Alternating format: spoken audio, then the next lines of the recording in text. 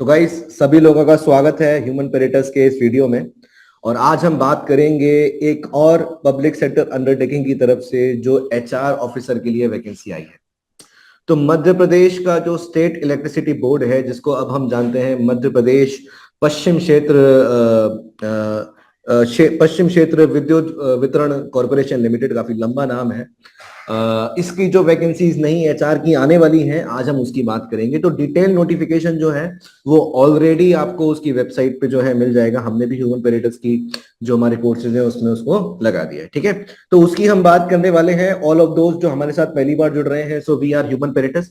We specialise in all the management and commerce related exam, specifically जो HR के होते हैं, चाहे फिर वो यूजीसी नेट हो, चाहे फिर वो आपका बैंक का आईबीपीएस एसओएचआर हो, या फिर जो पीएसयूज के एचआर के एग्जाम्स हैं, या फिर जो सेंट्रल मिनिस्ट्री के होते हैं, जैसे कि आपका असिस्टेंट लेबर कमिश्नर हो गया, एनफोर्समेंट ऑफिसर हो गया, या एपीएफसी हो गया। So we specialise in this HRM and labour law subjects, ठीक है। तो उसी एक्सपर्टीज के बेसिस पे हमने अपना जो कोर्स है, जो इस इलेक्ट्रिसिटी बोर्ड के लिए जो एचआर ऑफिसर का जो कोर्स है, उसको हमने लॉन्च कर दिया है, ठीक है। तो आज हम इस वीडियो में क्या बात करने वाले हैं, आज के हम इस वीडियो में पूरा जो डिटेल नोटिफिकेशन है उसको देखेंगे। We are going to talk about vacancies, we are going to talk about eligibility, we are going to talk about age criteria, we are going to talk about exam pattern and the indicative syllabus जो कि इस exam के लिए होने वाला है, and the last will talk about the expected exam date, ठीक है। तो ये सारी बातें हम करने वाले हैं। और गाइस एक और मैं आपको यहाँ पे इस एग्जाम की खासियत बता दूं। इस एग्जाम की जो कहना चाहिए सबसे बड़ा प्लस पॉइंट जो है कि इस एग्जाम में केवल और केवल एक सीबीटी होगा, यानी कंप्यूटर बेस्ड टेस्ट होगा। There will not be any interview stage in this exam, जो कि यूजुअली पीएसयूज में होता है, ठीक है। अभी तक स्टाफ एंड वेलफेयर इंस्पेक्टर में हमें चीज देखने को मिली कि एक रिक्रूटमेंट टेस्ट हो रहा है, उसके बाद सीधे डॉक्यूमेंट वेरिफिकेशन हो रहा है एंड देन मेरिट पे सिलेक्शन हो रहा है। ठीक उसी प्रकार इस स्टेट इलेक्ट्रिसिटी बोर्ड के एचआर मैनेजर के एग्जाम पोजीशन के लिए there will not be any interview. तो guys a very good opportunity to work with the government. और आइए आज हम उसके बारे में डिटेल में बात करते हैं। तो गाइज जो डिटेल नोटिफिकेशन है उसको आप उसको एक्सेस भी कर सकते हैं। कहां पर जाकर, जो स्टेट इलेक्ट्रिसिटी बोर्ड का जो पर्टिकुलर पीएसयू है जो उसका एग्जाम करा रही है, उसकी वेबसाइट पे जाके आप ह्यूमन पेरेटस की वेबसाइट पे भी जा सकते हैं सीधे गूगल के थ्रू। और यहाँ पे आपको MPPKVVL के सी, एक तो इसका नाम काफी बड़ा है, इसका जो है आपको नोटिफिकेशन देखने को मिल जाएगा। And we have also we have already launch our courses, जिसकी डिटेल आपको इस पेज पे दिख रही है, which is study material package, या फिर जो वीडियो क्लासेस है स्टडी मटेरियल पैकेज के साथ, उसकी डिटेल्स आप यहाँ से ले सकते हैं, ठीक है। The only advice that we provide to the candidates के लेने से पहले आप जरूर ये एफएक्यूज पूरे पढ़ लें, ठीक है, because it is always a matter of descriptive. These matters are always of descriptive in nature, ठीक है। तो आइए एक बार हम नोटिफिकेशन को देख लेते हैं। नोटिफिकेशन जो है वो आपको यहाँ पे मिल जाएगा, ठीक है, विच इज दिस। तो ये नोटिफिकेशन है। और जो बात मैं वीडियो के स्टार्टिंग में आपको बताना भूल गया, मैं बता देता हूं कि इस एग्जाम की जो फॉर्म फिलिंग की डेट है वो अभी गाइस नहीं आई है। वो 22 जनवरी 2025 से वो फॉर्म फिलिंग की डेट आएगी, and the last date will be 21 February 2025, ठीक है। तो last date of form filling है वो 21 फरवरी 2025 है। स्टार्टिंग डेट है आपकी 22 जनवरी 2025, ठीक है। तो सबसे पहले हम बात करने वाले हैं इस एग्जाम की। तो बेसिकली अगर हायरिंग की बात करी जाए तो भले ही एग्जाम आपका ये वाला पीएसयू करा रहा है, विच इज MPPKVVCL, पर जो वैकेंसीज हैं वो across the state electricity boards में जो कंपनीज हैं जो कि पावर जनरेशन, ट्रांसमिशन और डिस्ट्रीब्यूशन का काम करती हैं, वो ये 6 में आपको अलग अलग पोस्टिंग के हिसाब, अलग अलग वैकेंसीज के हिसाब से आपको पोस्टिंग मिलेगी, ठीक है। तो सबसे पहले हम लोग बात करने वाले हैं वैकेंसीज की। तो वैकेंसीज के बारे में जो है हम एक बार बात कर लेते हैं। और उसके लिए हमें, अब चूंकि बहुत सारी पोस्ट है, हम अपनी एचआर पे जाते हैं जो कि हमारे लिए रिलेवेंट है। तो guys give me a minute. हाँ, तो यहाँ पे total number of post of HR की देखेंगे तो वो है आपकी 31 पोस्ट, ठीक है। तो नंबर ऑफ वैकेंसीज जो कि अच्छे खासे नंबर की है वो है आपकी 31, ठीक है। अब ये vacancies across these 6 public sector undertakings के अक्रॉस डिस्ट्रीब्यूटेड हैं। जैसे कि आप इंदौर में देखेंगे तो इंदौर में वैकेंसीज जो टोटल है वो ये, ठीक है, 1 वैकेंसीज है। भोपाल में देखेंगे तो 17 है, जबलपुर में देखेंगे तो 1 है, जो कि टोटल 19 और सारी कैटेगरीज मिला के 28 तक चली जाती है। एंड देन 13% पोस्ट जो कि जिनका रिजल्ट डिक्लेयर नहीं होगा, वो वैकेंसीज कितनी है, वो वैकेंसीज आपकी हो जाती हैं, क्या कहते हैं, 2। तो ग्रांड टोटल आपका हो जाता है 31। ठीक है, इनका रिजल्ट इसलिए गाइस डिक्लेयर नहीं होगा क्योंकि एमपी मध्य प्रदेश जबलपुर हाईकोर्ट में ऑलरेडी ये केस है, ये पेंडिंग है, जिस केस के अकॉर्डिंग रिजल्ट डिक्लेयर होगा, that is Ashita Dubey versus state of Madhya Pradesh, जिसमें ओबीसी कोटा की बात करी जाएगी कि सरकार जो है वो चाहती है ओबीसी कोटे को 27% कर दे, पर प्रेजेंटली इट इज 14%। तो उसी का वो केस चल रहा है, जब तक वो वर्डिक्ट नहीं आएगी तब तक ये 13% की वैकेंसी जो है डिक्लेयर नहीं होगी। ठीक है, तो ये है आपकी वैकेंसीज की बात, 31%। अकॉर्डिंगली आप इस नोटिफिकेशन में जाके अपना देख सकते हैं कि कहां आपको क्या प्रायोरिटी रखनी है अपने फॉर्म फिलिंग में, और कहां कहां पे आपकी पर्टिकुलर कैटेगरी में क्या वैकेंसीज हैं। ठीक है, तो ये आप लोग गाइस देख लेंगे। अब हम अगली चीज पे आ जाते हैं जो कि बात करता है क्वालिफिकेशन की। ठीक है, तो क्वालिफिकेशन के सेगमेंट पे हम चले जाते हैं, और उसके लिए मुझे फिर से एक बार इस नोटिफिकेशन के नीचे जाना पड़ेगा। हाँ, तो यहाँ पे आपको पेज नंबर 10 के अराउंड जो है आपको क्वालिफिकेशन मिल जाएगी, और पेज नंबर 10 में आपकी जो ये 5वें नंबर की क्वालिफिकेशन वो आपको देखनी होगी। तो क्वालिफिकेशन में क्या कहता है, the candidate should have full time MBA HR या फिर PGDM HR from a university institution approved by AICTE UGC with minimum of these percentage of marks. ठीक है, तो इसका मतलब क्या हुआ, तो इसका मतलब यह हुआ कि अगर आपने एमबीए एचआर किया है, नंबर 1, अगर आपने एमबीए एचआर किया है और आपका डिग्री में एमबीए एचआर लिखा है, तो यू आर 100% एलिजिबल। दूसरा, अगर एमबीए डिग्री नहीं है, आपकी पीजीडीएम की डिग्री है, पीजीडीएम एचआर की डिग्री है, तो भी आप इस एग्जाम के लिए एलिजिबल हो जाएंगे। अब गाइस क्या होता है, एमबीए में कई बार ये चीज होती है कि कई बार देयर आर इलेक्टिव चॉइसेस जो कि सेकंड ईयर में लेनी पड़ती है, जिसका हम मेजर और माइनर कहते हैं।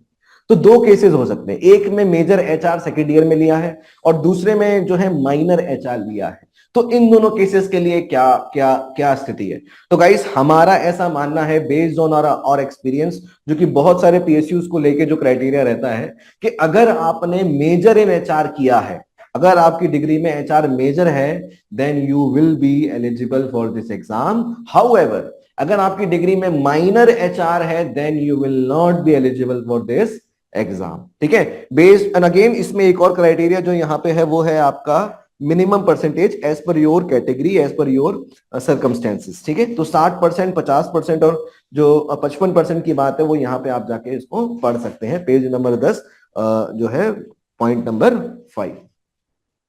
गाइस अगली बात करते हैं हम एज क्राइटेरिया की। ठीक है, तो एज क्राइटेरिया जो है वो मिनिमम आपका 21 साल होना चाहिए एज ऑन 1 जनवरी 2025, और जो मैक्सिमम है वो बेस्ड ऑन वेरियस कैटेगरीज जो है वो अलग अलग आ जाता है। कितना, जैसे कि अगर अनरिजर्व कैंडिडेट है और मेल एप्लीकेंट है, whether MP whether outside MP, तो एज मैक्सिमम एज है आपकी 40।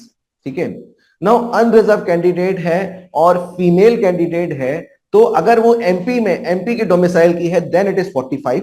अगर वो एमपी के बाहर के डोमिसाइल की है, देन एमपी के बाहर के किसी स्टेट की है, then it will be 40 years of age. तो ये बिल्कुल क्लियर आप समझ जाइए कि मेल कैंडिडेट चाहे फिर वो एमपी का हो चाहे बाहर का हो, that will be 40 years. Female candidates में जो एमपी के कैंडिडेट्स हैं उनको एडवांटेज मिला है, 5 साल का रिलैक्सेशन मिला है, बाहर की फीमेल कैंडिडेट को रिलैक्सेशन नहीं मिला है। एंड अकॉर्डिंगली जो और भी कैटेगरीज हैं वो आप यहाँ पे जाके देख सकते हैं 3rd और 4th पॉइंट में।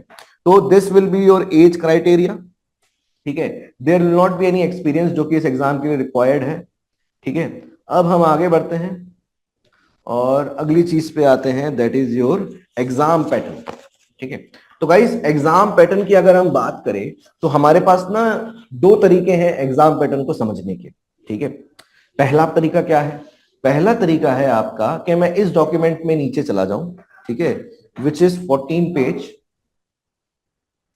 इस डॉक्यूमेंट में मैं नीचे चला जाऊं और सिलेक्शन प्रोसेस में ये वाला जो पॉइंट है विच इज 5.4, इसको मैं अच्छे से पढ़ लूं।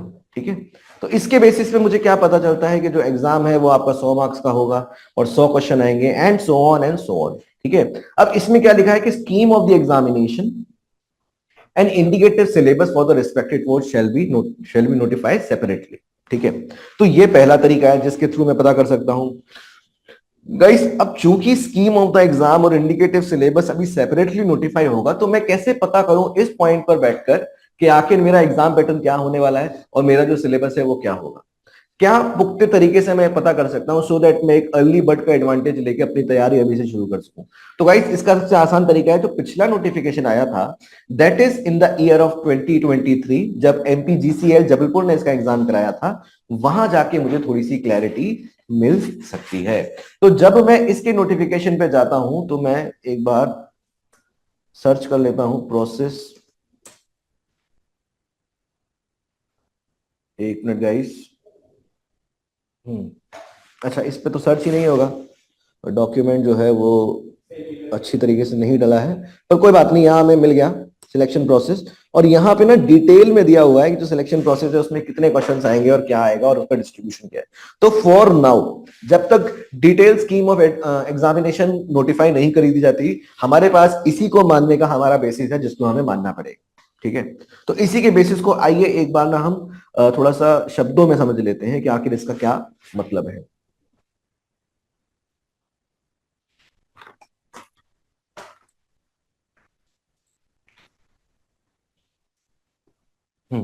ठीक है, तो एग्जाम पैटर्न का सवाल मुझसे पूछा गया है और इसके जवाब पे मैं अब धीरे धीरे आने वाला हूं। ठीक है, तो बेस्ड ऑन 2023 नोटिफिकेशन एनालिसिस और ऑल्सो इस नोटिफिकेशन में जो किया है, दोनों को कंबाइन करके मैं जो बता रहा हूं वो आप ध्यान से सुनिएगा। There will be 100 questions. ठीक है, 100 क्वेश्चन ईच 1 मार्क, तो टोटल हो गया आपका 100 मार्क्स। ठीक है, ठीक है, और 2 आवर्स का आपको टाइम मिलेगा, यानी 120 मिनट में आपको 100 क्वेश्चंस करने हैं। 120 मिनट्स में आपको 100 क्वेश्चंस करने हैं। ठीक है, 100 क्वेश्चंस करने हैं 120 मिनट्स में। और इसके बाद जो है नेगेटिव मार्किंग, जो है नेगेटिव मार्किंग के लिए नो नेगेटिव मार्किंग। ठीक है, कोई भी नेगेटिव मार्किंग इस एग्जाम में नहीं है। तो guys again a very good aspect इस एग्जाम का जो यहाँ पे हमें देखने को मिला है कि नेगेटिव मार्किंग नहीं है। ठीक है, तो जो मन करे, जिसमें नहीं आता आपको तुक्का मार देना, ऐसे नहीं कि सब कुछ तुक्का मारना है, पढ़ के जाना है गाइस। ठीक है, अब 2023 के डॉक्यूमेंट में जो हमें एक्स्ट्रा इन्फॉर्मेशन मिलती है वो क्या मिलती है?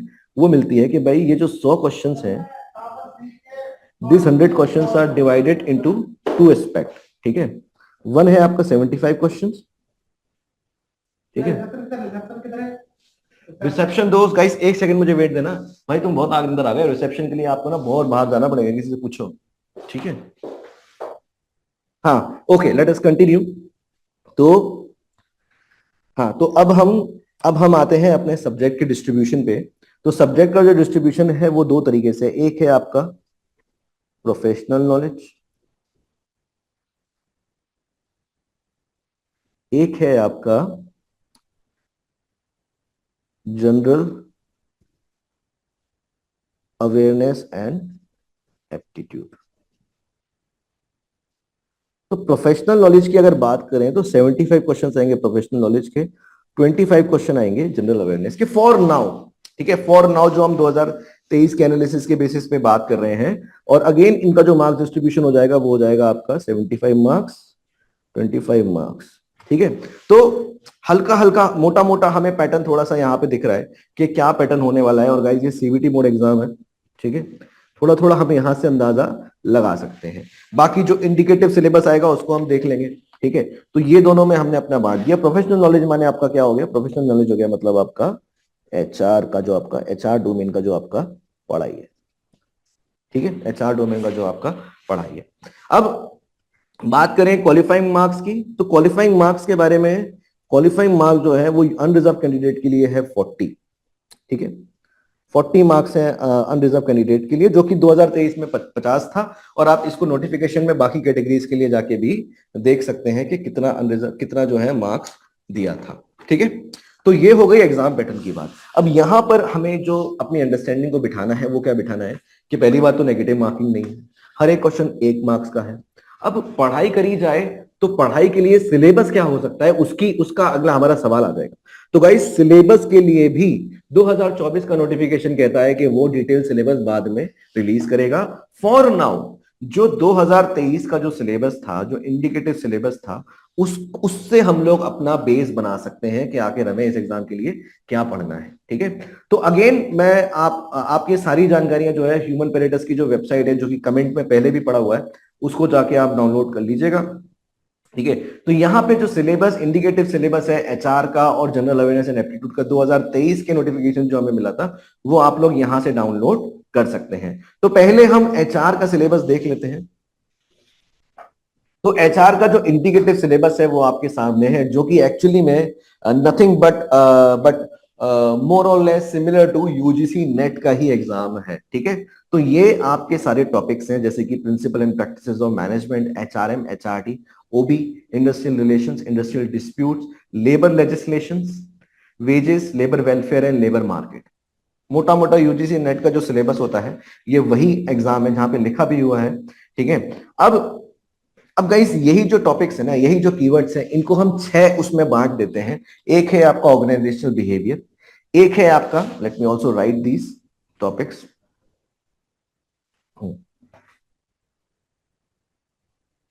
ठीक है, इन्हीं कीवर्ड्स को आप 6 उसमें बांट देंगे। एक है आपका ऑर्गेनाइजेशनल बिहेवियर, एक है आपका human resource management which includes itself HRD also. ठीक है, एक है आपका इंडस्ट्रियल रिलेशंस, एक है आपका लेबर लॉज, एक है आपका लेबर मार्केट, और लेबर वेलफेयर भी आप जो है यहाँ छोटा मोटा यहाँ पे ऐड कर सकते हैं।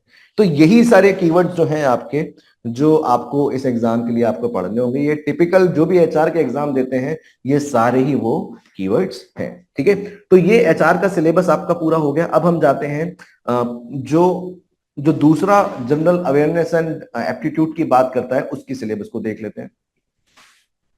तो उसके लिए आपको यहाँ पे आप जब जाएंगे तो बहुत ही ऊपर से कीवर्ड्स दिए हैं, न्यूमेरिकल एबिलिटी दिया है, रीजनिंग दिया है, जनरल नॉलेज दिया है, जनरल इंग्लिश दिया है, और एक स्पेसिफिक सेगमेंट दिया है which is power sector related general awareness. ठीक है, तो ये सारे आपके जो है कीवर्ड है 25 मार्क्स के लिए इस एग्जाम के लिए। अगर आप इक्वली डिस्ट्रीब्यूट करें तो 5-5 मार्क्स का सब कुछ आ गया। वैसे ऐसा कोई नियम नहीं है इक्वल डिस्ट्रीब्यूशन का। ठीक है, तो ये आपकी बात हो गई सिलेबस की। ठीक है, तो गाइस हमारे पास अब सिलेबस भी है, हमारे पास एग्जाम पैटर्न का हल्का हल्का मोटा मोटा आइडिया भी है। तो now we are ready for this exam. And similarly Human Parrots ने जो अपना कोर्स लॉन्च किया है वो इन्हीं सारे कीवर्ड्स को ध्यान में रख के किया है। ठीक है, इनफैक्ट हम पिछले 15 सालों से जो है यूजीसी नेट की तैयारी करा रहे हैं एचआर के लिए। एंड 2009 से लेके 2024 तक के जितने भी सवाल यूजीसी नेट के आए हैं, हमने ऑलरेडी आपको पढ़ने के लिए इस एग्जाम के लिए दे दिए हैं। ठीक है, so guys that is a gold mine for this exam, जिसको आपको बहुत अच्छे से इस्तेमाल करना है। पीएसयू की एग्जाम डेट का कोई भरोसा नहीं होता, जो कि हमारा अगला सेक्शन भी है डिस्कस करने का, इसीलिए बी वेरी स्पेसिफिक। ठीक है, और मीनवाइल मैं आपको वो भी दिखा देता हूं, यहाँ पे हम हमारा जो कोर्स है उसके जो अब जब हमारे साथ एनरोल करते हैं तो हम प्रिंटेड बुक्स के साथ साथ आपको ऑनलाइन रिसोर्सेज जो पढ़ने के लिए देते हैं वो कुछ इस प्रकार का आपको देखने को मिलता है। ठीक है, तो इसमें ही अगर मैं आपका इंडस्ट्रियल रिलेशंस में चला जाऊं तो इंडस्ट्रियल रिलेशंस में जो कीवर्ड्स आपको पढ़ने हैं वो आपके सामने आ जाएंगे। एंड देन जैसे मैं कॉन्फ्लिक्ट एंड डिस्प्यूट रिजोल्यूशन में अगर मैं चला जाऊं तो उसके लिए आपको क्लास देखनी है, आपको बुक पढ़नी है, एंड देन फाइनली जाके क्विजेस लगानी है।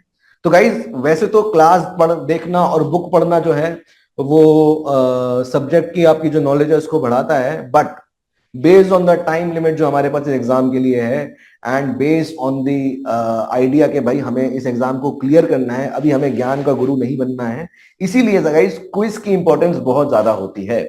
हमने आपके लिए 6 से 7 हजार जो क्वेश्चंस हैं, जो यूजीसी नेट के मोस्ट 2009 से 24 के बीच में मोस्ट रिलेवेंट क्वेश्चंस आए हैं, वो आपको यहाँ पे देखने को मिल जाएंगे। And not only question but along with the explanation. ठीक है, सो थोड़ी थोड़ी देर में हम इसकी भी बात करेंगे। फॉर नाउ अब हम अपने अगले सवाल पे आते हैं, वो है आपका एक्सपेक्टेड एग्जाम डेट।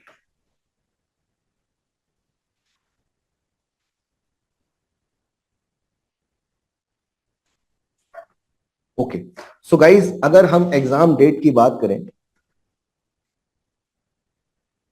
अगर हम एग्जाम डेट की बात करें तो इस एग्जाम की एग्जाम डेट को कैसे हम पता करेंगे?